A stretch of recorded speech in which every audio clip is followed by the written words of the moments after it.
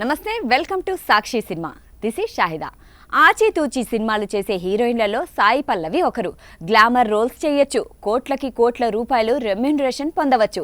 కానీ తను అనుకున్న దారిలోనే వెళ్తూ నచ్చిన మూవీస్ చేస్తూ అద్భుతమైన ఫాలోయింగ్ సొంతం చేసుకున్న ఈ బ్యూటీ ప్రస్తుతం రామాయణ్ మూవీలో సీత పాత్ర చేస్తుంది. అలాగే మరో హిందీ మూవీ రిలీజ్కి రెడీగా ఉంది. ఇంకోవైపు దిగ్గజ గాయని ఎంఎస్ సుబ్బలక్ష్మి బయోపిక్లోనూ టైటిల్ రోల్ చేయనుందనే వార్తలు వినిపిస్తున్నాయి. ఇవన్నీ పక్కన పెడితే ఇప్పుడు అనుకోని అవకాశం ఈమెను వరించినట్లు తెలుస్తోంది. Prabhas pan India block buster కల్కి 2898 ఏడి సినిమా విషయంలో ఏం జరిగిందో మీ అందరికీ తెలిసిందే. దీనికి సీక్వెల్ తీసేందుకు మూవీ టీం సిద్ధమవుతోందో దీపికా పదుకొనే ఈ ప్రాజెక్ట్ నుంచి తప్పుకుంది.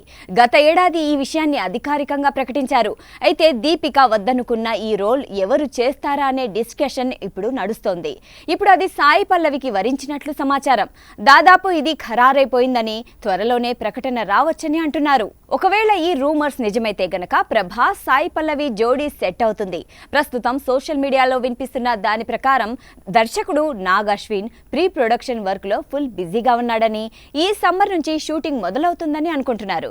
మరి వినిపిస్తున్న పుకార్లు ఎంతవరకు నిజమనేది మూవీ టీం క్లారిటీ ఇవ్వాల్సి ఉంది. మేకర్స్ ముందు సాయి పల్లవి కాకుండా వేరే ఆప్షన్స్ పెద్దగా లేనట్లే అనిపిస్తున్నాయి. ఎందుకంటే తెలుగులో ప్రస్తుతం సుమతి పాత్రని పోషించగల హీరోయిన్లు లేరని చెప్పవచ్చు.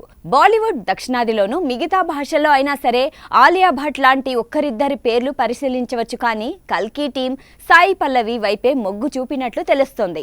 సాక్షి టీవీ ప్రసారాలను నిలిపివేయడం చట్టరీత్యా నేరం. సాక్షి టీవీ ప్రసారాల కోసం మీ స్థానిక కేబుల్ ఆపరేటర్ని వెంటనే సంప్రదించండి.